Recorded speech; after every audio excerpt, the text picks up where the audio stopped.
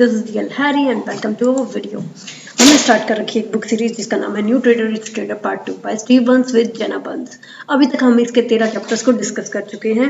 हम इसका third part जो कि managing risk to stay in the game ये है, इसको हम ऑलरेडी स्टार्ट कर चुके हैं इसके पहले चैप्टर के साथ। अब हम सेकंड चैप्टर करें यानी कि हमारा 14th चैप्टर स्टार्ट करते हैं इस कोटेशन के साथ। एडसी कोटा ने जो बोला है, the key to long term survival and prosperity has a lot to do with the money management techniques incorporated into the technical system। अगर आपको लॉन्ग टर्म बने रहना है, मार्केट में प्रॉस्पेरिटी हासिल करनी है, तो मनी मैनेजमेंट टेक्निक सबसे ज़्यादा इंपॉर्टेंट होती है आपके टेक्निकल सिस्टम में। तो ये अब जितने भी चैप्टर्स हम डिस्कस करने वाले हैं, इसके साथ साथ आप ये समझ पाएंगे कि इन्होंने ऐसा क्यों कहा है, क्यों इसमें गेम में बने रहने के लिए आपको रिस्क मैनेज करना सबसे ज़्यादा ज़रूरत है, क्योंकि वो आपके कैपिटल को पूरा का पूरा लॉस होने से बचाता है। तो इसलिए रिस्क मैनेजमेंट सबसे ज़्यादा ज़रूरी है। अब स्टार्ट करते हैं चैप्टर की। A good trade risk only $1 to make $3। आप इसको रुपए में कन्वर्ट कर सकते हैं बिकॉज ये वो फॉरेन कंट्री में लिखा गया है, सो यहाँ पर डॉलर यूज हुआ है। तो यहाँ पर एक गुड ट्रेड क्या है, अगर वो ₹1 लॉस करेगा तो वो वहाँ पर ₹3 बना रहे होंगे, मानी यानी कि उनका रिस्क रिवॉर्ड 1:3 का रहेगा। A bad trade risk losing more than it plans on making it in profits.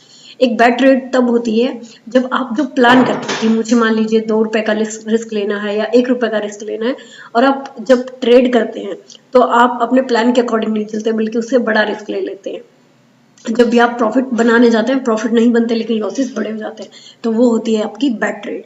अब पॉल ट्रेडर जॉन्स इसी से रिलेट करते हुए कहते हैं, at the end of the day the most important thing is how good you are at risk control. पूरे दिन के आखिर में सिर्फ सबसे जो ज्यादा इंपॉर्टेंट चीज रहेगी कि आप अपना रिस्क कंट्रोल करने में कितने अच्छे रहे हैं। अगर आप इस चीज को समझ जाते हैं, इस चीज को आप बैलेंस कर पाते हैं, तो आपका हर एक दिन इजी निकलेगा। आप स्ट्रेस नहीं होंगे, आप अपने आप का कॉन्फिडेंस जो है वो लूज नहीं करेंगे, आप हर बार ज्यादा कॉन्फिडेंट रहेंगे, आप ज्यादा अच्छा फील करेंगे हर एक ट्रेड को लेकर। तो ये रिस्क मैनेजमेंट यानी कि आपका लॉस मैनेजमेंट और आप प्रॉफिट में बने रहे, ये दोनों ही बहुत ज्यादा इंपॉर्टेंट हो जाते हैं। अभी न्यू ट्रेडर और रिच ट्रेडर के बीच में काफी सारी चीजें डिस्कस हुई है। तो यहाँ पर न्यू ट्रेडर को रिच ट्रेडर बताते हैं कि सबसे ज्यादा क्रूशियल पार्ट क्या होता है ट्रेडिंग सक्सेस में। Risk a little to make a lot.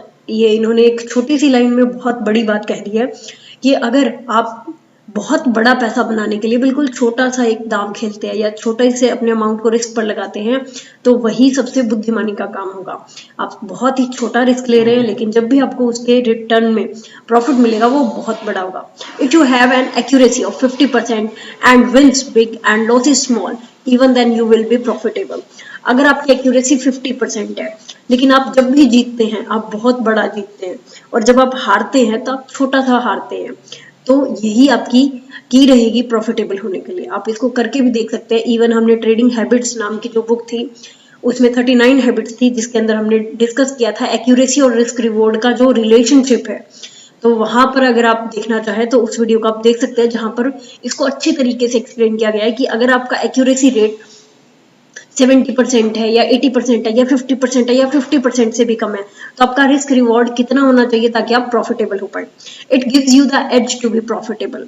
अगर आपका रिस्क रिवॉर्ड 1:2 या इससे ज्यादा है तो ये आपको एक एज दे देता है प्रॉफिटेबल होने के लिए। तो आप इसको कैलकुलेट करके रख सकते हैं। ये आप अपनी 100 ट्रेड्स पर कैलकुलेट कर सकते हैं। मान लीजिए कि आपने आज ही ट्रेडिंग स्टार्ट किया है या आप पहले से स्टार्ट कर चुके हैं, तो अपनी पहली 100 ट्रेड्स को देखिए और उनमें आप देखिए कि जब भी आपने ट्रेड लिया, जिस सेटअप पे आपने ट्रेड लिया, वो आपको कितना रिस्क रिवॉर्ड दे रहा है। क्या उसमें आपका रिस्क बड़ा था और रिवॉर्ड कम था, या आपका रिस्क रिवॉर्ड दोनों बराबर थे, तो उसमें एक्यूरेसी कितनी थी, क्या वो 50% थी या उससे ज्यादा थी। और अगर आपका रिस्क छोटा है और रिवॉर्ड बड़ा है तो आपकी एक्यूरेसी कितनी थी प्रॉफिटेबल होने के लिए।